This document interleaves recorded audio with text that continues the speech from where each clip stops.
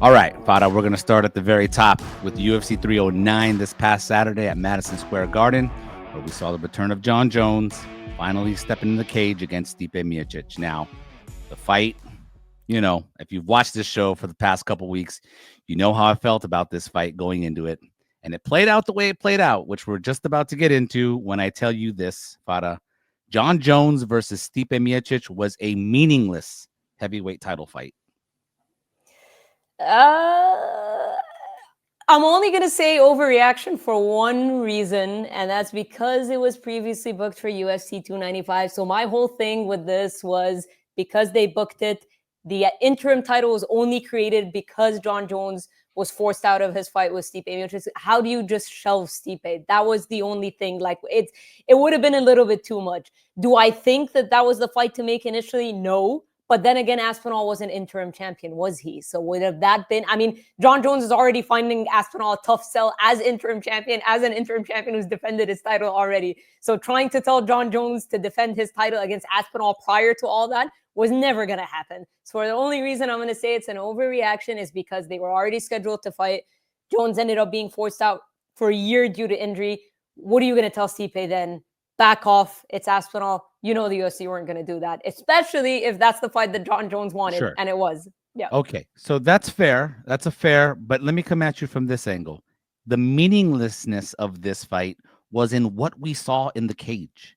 It's in what we saw.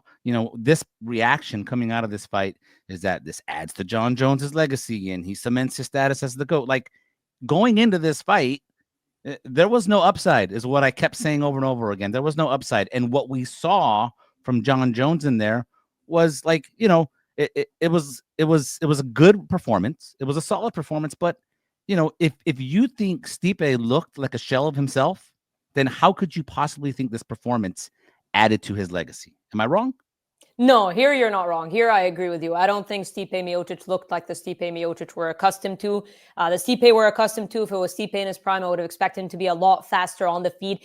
He started out well. It's literally started out, and then it kind of went downhill. He looked a lot slower. He got taken down with relative ease. He got smashed in the ground and pound. And then from then on, he just completely slowed down. So yeah, I credit to Jon Jones for being patient and methodical and surgically breaking him down before getting the finish. The finish was nice, undoubtedly. But yeah, it's hard to say that Stipe Miocic looked like the Stipe Miocic of old. I agree with that. Yeah, that's what I'm saying. Like that, the very first attack from Stipe, you just kind of knew exactly where this fight was going. He was slow, his head was down, it was punch after punch, and Jones was just like calm and casually just, evading and doing what Jon Jones does. Yeah, man, I don't know. Just for me, coming out of this fight, all this praise for Jon Jones and the legacy, this didn't add to his legacy. It just didn't for me. Do what you did in the cage against Tom Aspinall. Now that will definitely add to your legacy, right? That'll definitely add.